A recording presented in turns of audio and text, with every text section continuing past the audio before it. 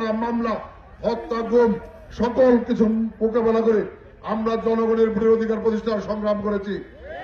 আমরা 17 বছর একটি কথা বলেছি, স্বৈরাচারের পতন, নিরপেক্ষ স্বাধীন আবার সুস্থ নিরপেক্ষ নির্বাচন, জনগণের ভোটে নির্বাচিত সরকার রাষ্ট্র পরিচালনা করবে।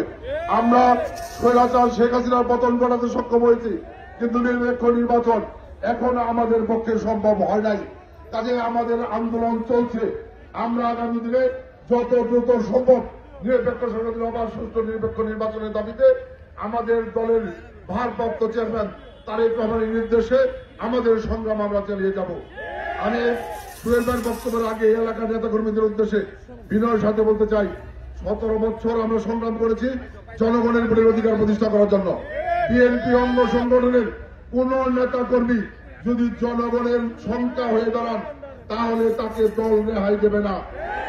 বিএনপি জনগণের দল, জনগণের অধিকার প্রতিষ্ঠার জন্য যে কোনো নেতা কর্মীর বিরুদ্ধে যদি অন্যায় অপকর্ম করেন তার বিরুদ্ধে শাস্তি গ্রহণ করতে, ব্যবস্থা গ্রহণ করতে বিন্দু মাত্র দ্বিধাবোধ বিএনপি করবে না। 17 বছর জেল জুলুম মোকাবেলা করে আমরা স্বপ্ন দেখছি আগামী দিনে বিএনপি ক্ষমতায় আসবে।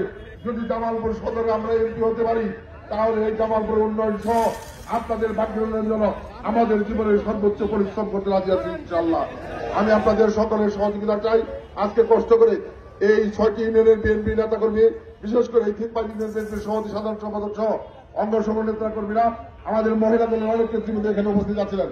আমি সকলকে ধন্যবাদ জানাচ্ছি। এই পর্যায়ে শুভেচ্ছা বক্তব্য রাখছেন আমাদের সংগ্রামী যুগ্ম মহাসচিব আমাদের প্রিয় নেতা হাবিবুর নবী খান সোহেল।